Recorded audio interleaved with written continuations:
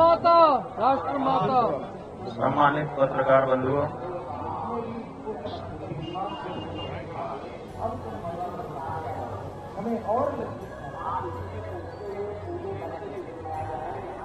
हमने अन्याय को अस्वीकार किया है और न्याय की प्रतीक्षा करेंगे। बंधुओं, आज शब्द साथ नहीं दे रहे हैं और स्वर बोझिल है। प्रयाग की इस पवित्र धरती पर हम आध्यात्मिक शांति की कामना लेकर के आते हैं, लेकिन आज यहां से एक ऐसी रिक्तता और भारी मन लेकर लौटना पड़ रहा है जिसकी हमने कभी कल्पना नहीं की थी। प्रयाग में जो कुछ भी घटित हुआ उसने न केवल हमारी आत्मा को झकझोरा है, बल्कि न्याय और मानवता के प्रति हमारे सामूहिक विश्वास पर भी प्रश्न चिन्ह लगा दिया है। संगम की इन लहरों में स्नान करना केवल एक धार्मिक क्रिया नहीं, बल्कि अंतरात्मा की संतृप्ति का एक मार्ग भी है।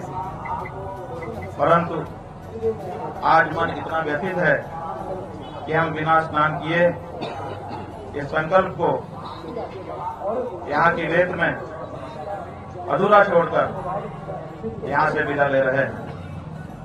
जब हृदय में क्षोभ और ग्लानि का ज्वार हो तो जल की शीतलता भी अर्थहीन हो जाती है। हम प्रेस के अपने बंधुओं के माध्यम से समाज, विशेष करके हमारा सनातनी समाज, सनातन धर्म के अनुयायी और कुंभ मेला प्राधिकरण और उत्तर प्रदेश शासन तक यह बात पहुंचाना चाहते हैं कि न्याय की प्रतीक्षा कभी समाप्त नहीं होती।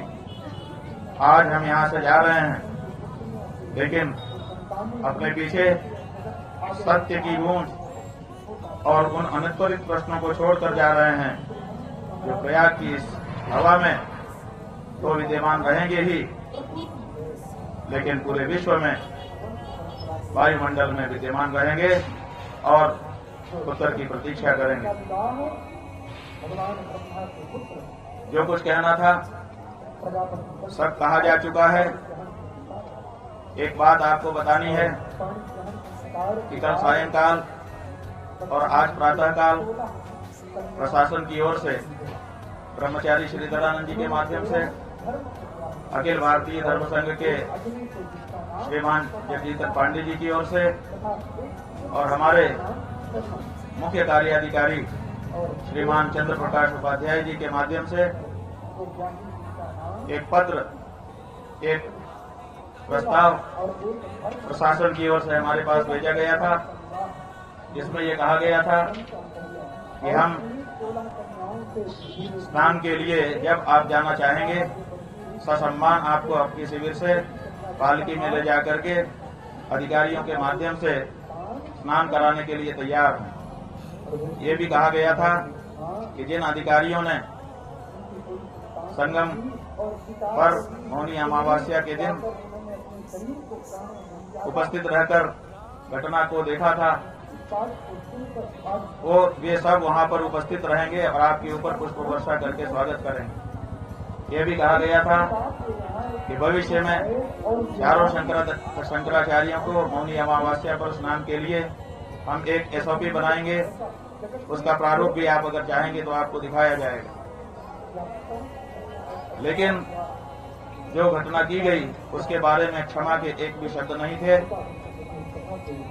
हमको लगा कि अगर हमने ये प्रस्ताव स्वीकार किया, स्नान करने के लिए गए, फुल बरसवा लिया अपने ऊपर और आगे के वर्षों के लिए कोई एसओपी स्वीकार कर लिया, तो इसका मतलब ये होगा कि जिन सन्यासियों को, जिन ब्रह्मचारियों को, जिन वृद्धों को, जिन संतों को, जिन बटुकों को लांछित अपमानित किया गया, ये सब उसकी कीमत होगी।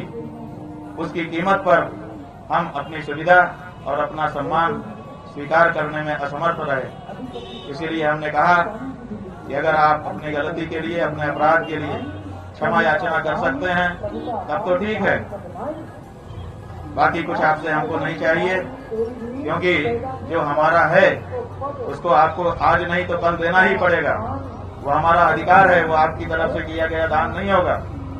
लेकिन जो असली मुद्दा है, जिसके लिए 10 दिन तक शांति के साथ हम यहाँ पर फुटपाथ पर बैठे रहे, आपको लंबा समय हमने प्रदान किया कि आप ठंडे मन से, मस्तिष्क से विचार करो और विचार करके जो अन्याय हुआ है उसके लिए आगे आकर के या तो दंड भोगो या तो क्षमा याचना करो। लेकिन 10-11 दिन बीत जाने के बाद भी आज जब हमारे जाने का हमने निर्णय किया, तब इस तरह का प्रस्ताव हमारे पास आया। लेकिन वो प्रस्ताव हम इसीलिए स्वीकार नहीं कर सके क्योंकि हम जिंदगी भर के लिए अगर इस प्रस्ताव को स्वीकारते तो हमारी आत्मा हमको धिक्कारती कि तुमने ये जो सुविधा पाई है, तुमने ये जो SOP लिखवाई है, वो ब्रह्मचारियों, सन्यासियों, बटकों, वृद्धों, स्त्रियों के असम्मान की कीमत पर पाई है। इसको कभी भी हमारा हृदय स्वीकार नहीं कर सकता था, इसलिए हमने प्रस्ताव को ठुकरा दिया है और हम भारी मन से यहाँ के लिए जा रहे हैं।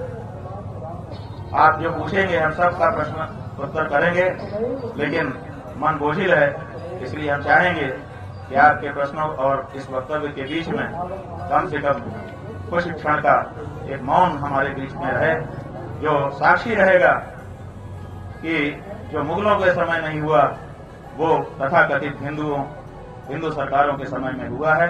और ये बात हर सनातनी के हृदय को विचार के लिए उत्तेजित करेगी और इस पर विचार करने का अवसर आएगा। एक तरफ देश के गृह मंत्री कल गांधीनगर में थे, उन्होंने वहां पर कहा कि संतों का अपमान करने वाली और सनातनियों की सुध न लेने वाली सरकारें कभी भी स्थायी नहीं रह सकती हैं। एक तरफ इतना बड़ा ज्ञान उनके द्वारा उच्चारित किया जा रहा है और दूसरी तरफ सनातन धर्म के सबसे बड़े प्रतीक शंकराचार्य, सबसे बड़े प्रतीक बटुक, सबसे बड़ी प्रतीक सन्यासी, सबसे बड़े प्रतीक ब्रह्मचारी, जिन्होंने सनातन को अपने कंधों पर ढोने के लिए अपना जीवन समर्पित कर दिया है, ऐसी साध्वियां, ऐसे वृद्ध, सबका अपमान यहाँ पर हो रहा है और उसके बाद भी इतना बड़ा उपदेश गृह मंत्री जी के श्रीमुख से निकल रहा है।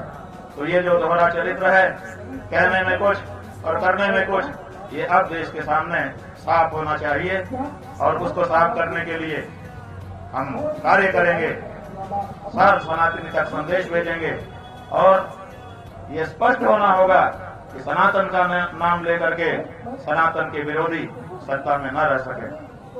बंधुओं, इतना कहकर के हम थोड़ी देर चुप रहेंगे। जब थोड़ा सा हमको साहस होगा तो आप जो प्रश्न करेंगे हम एक एक करके उसका उत्तर जरूर देंगे। शंकराचार्य भगवान की